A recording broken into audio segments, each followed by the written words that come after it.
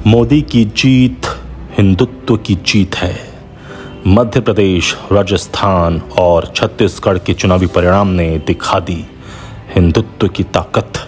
नमस्कार, आज़ाद सिपाही के विशेष में आपका स्वागत है। मैं हूं राकेश सिंह। जिस सनातन संस्कृति ने हजारों वर्षों से भारत को जोड़े रखा है, उसे कुछ लोग मिलकर खंड खंड करना चाहते हैं।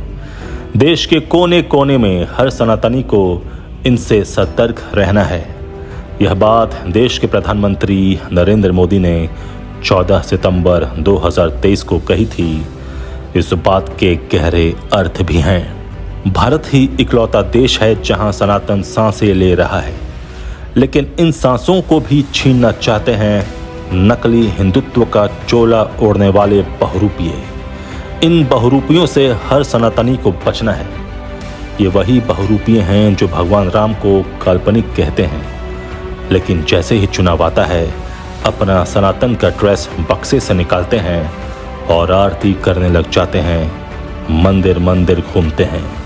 ये वही लोग हैं जो कहते हैं कि मंदिरों में शक्तिहीन मूर्तियां होती हैं। ये वही लोग हैं जो कहते हैं कि मंदिर जाने वाले छेड़खानी करते हैं। ये वही लोग हैं जिन्होंने हिंदू आतंकवाद का शब्द इजाद किया। ये वही लोग हैं जब पाकिस्तान पर सर्जिकल स्ट्राइक होती है तो भारतीय सेना के शौर्य का सबूत मांगते हैं। ये वही लोग हैं जिन्होंने 26/11 हमले के दौरान पाकिस्तान को क्लीन चिट दी थी। ये वही लोग हैं जिन्होंने मुंबई में पाकिस्तान प्रायोजित 26/11 के आतंकी हमले का जिम्मेदार आरएसएस को ठहराया। ये वही लोग हैं जो मालेगांव और समझौता ट्रेन धमाकों में हिंदू संगठनों को लपेटते हैं और कहते हैं कि देश में हिंदू आतंकवाद का खतरा मंडरा रहा है। ये वही लोग हैं जो चंद्रयान के अवतरण बिंदु का नाम शिव शक्ति पॉइंट रखने पर सवाल उठाते हैं। ये वही लोग हैं जो राम मंदिर निर्माण पर सवाल उठाते हैं। ये वही लोग हैं जो हिंदू और हिंदुत्ववादी में फ़र्क बताते हैं और कहते हैं कि यह हिंदुओं का देश है, हिंदुत्ववादियों का नहीं।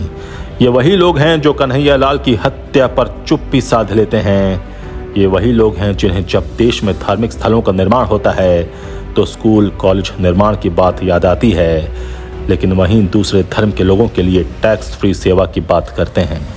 3 तलाक पर सुप्रीम कोर्ट में सुनवाई के दौरान कांग्रेस के वरिष्ठ नेता और पेशे से वकील कपिल सिब्बल ने राम की तुलना इस्लामी कुरीति से की थी। ये वही लोग हैं जो कहते थे कि देश के संसाधनों पर पहला हक अल्पसंख्यकों का है। अब इन नकली हिंदुत्व के ढोंगियों ने नया फॉर्मूला निकाला है, जाति के नाम पर सनातनियों को बांटने का, डिवाइड एंड रूल का फॉर्मूला।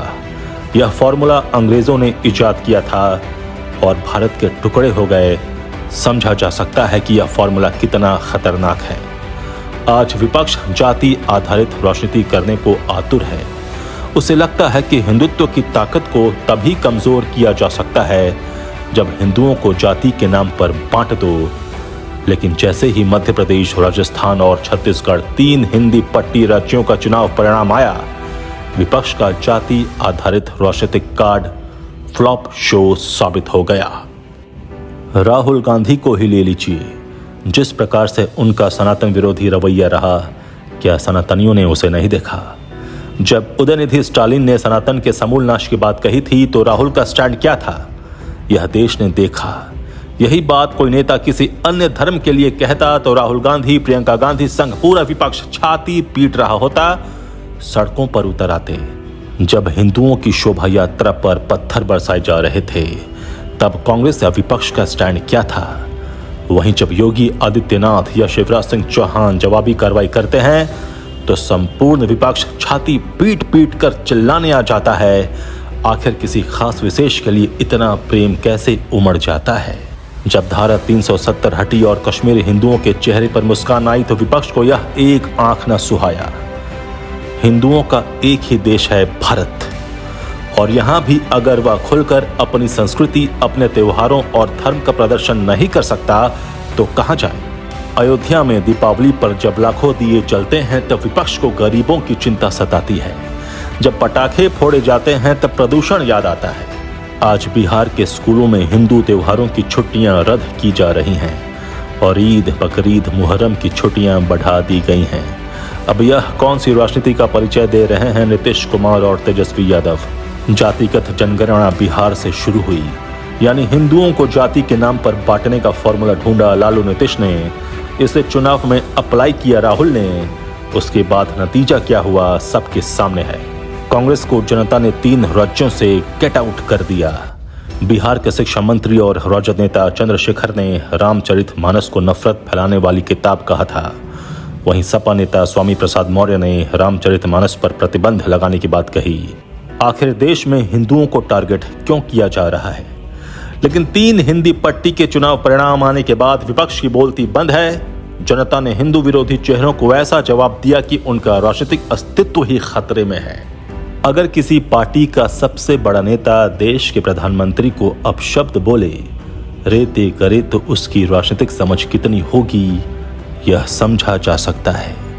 जैसे ही राहुल गांधी ने पीएम मोदी को पनौती कहा, जनता समझ गई कि राहुल गांधी में कभी बदलाव नहीं आ सकता। वह राजनीति करने के लिए फिट नहीं है। राहुल गांधी यह भूल जाते हैं कि वह देश की सबसे पुरानी राजनीतिक पार्टी के सर्वे सर्वा हैं।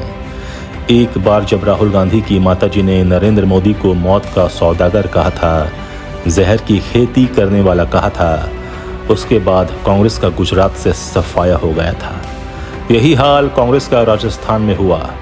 राहुल गांधी देश के पीएम को कभी चौकीदार चोर है कहते हैं, कभी डकैत बताने की कोशिश करते हैं, तो कभी जेब कतरा बताने की बात करते हैं। राहुल गांधी ने नरेंद्र मोदी का अपमान करते हुए उन्हें जवानों के खून का दलाल तक कह डाला था।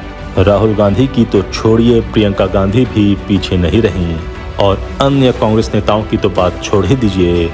कभी किसी ने रावण कहा, तो किसी ने राक्षस कहा, तो कभी किसी ने नीच कहा। लेकिन कांग्रेस ने जब जब मोदी को गाली दी, मोदी उतने ही ताकतवर होते गए।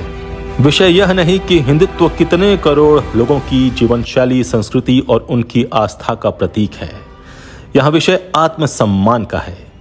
एक सामान्य सी समझ की बात है कि अगर किसी देश की आत्मा के साथ खिलवाड़ किया जाएगा, तो वह देश भी किसी दिन अपने इस अपमान का प्रतिकार करने के लिए बाध्य होगा। स्पष्ट है कि कांग्रेस और उस जैसे तत्व न केवल आग से खेल रहे हैं, बल्कि उन्हें इस देश की जनता, देश की प्रतिष्ठा, देश की आत्मा की जरा भी चिंता नहीं है। उन्हें पता होना चाहिए कि हिंदू और हिंदुत्व कोई रेत का ढेर नहीं जिसे ठोकर मारने पर चोट नहीं लगेगी। 2023 के 3 राज्यों के विधानसभा चुनाव में भी वही हुआ। हिंदुओं ने कांग्रेस को ऐसी जगह चोट दी कि उसे उबरने में अब दशकों लगेंगे। 2014 के बाद जिस तरीके से मोदी युग में भारत का धार्मिक और सांस्कृतिक उदय हुआ, वह अपने आप में मिसाल है। जिस तरीके से 500 सालों के इंतजार के बाद अयोध्या में भगवान राम का भव्य मंदिर का निर्माण हो रहा है, वह देश के करोड़ों हिंदुओं के मान सम्मान और गौरव का विषय है। आज काशी विश्वनाथ धाम, सोमनाथ मंदिर का विस्तार, महाकाल लोक, केदारनाथ धाम और अन्य मंदिरों का पुनर्निर्माण हुआ और हो रहा है। वह देश में हिंदुओं के अस्तित्व को मजबूती प्रदान करता है। आज देश आर्थिक विकास के साथ साथ धार्मिक विकास के रास्ते पर भी चल रहा है। यह समन्वय कोई सच्चा सनातनी ही कर सकता है। जिस प्रकार से 3 हिंदी पट्टी राज्यों के चुनाव परिणाम आए, वह यही संकेत देता है कि मोदी की जीत में सनातन की जीत है, हिंदुओं की जीत है, विकास की जीत है, आम आदमी की जीत है, नारी सम्मान की जीत है, अंतिम पंक्ति में बैठे व्यक्ति की जीत है। यह भारत की जीत है। आजाद सिपाही के विशेष में अभी इतना ही। आप हमारे इस YouTube चैनल को जरूर सब्सक्राइब करें और भी अधिक खबरों के लिए पढ़ते रहिए अपना लोकप्रिय दैनिक अखबार आजाद सिपाही। धन्यवाद।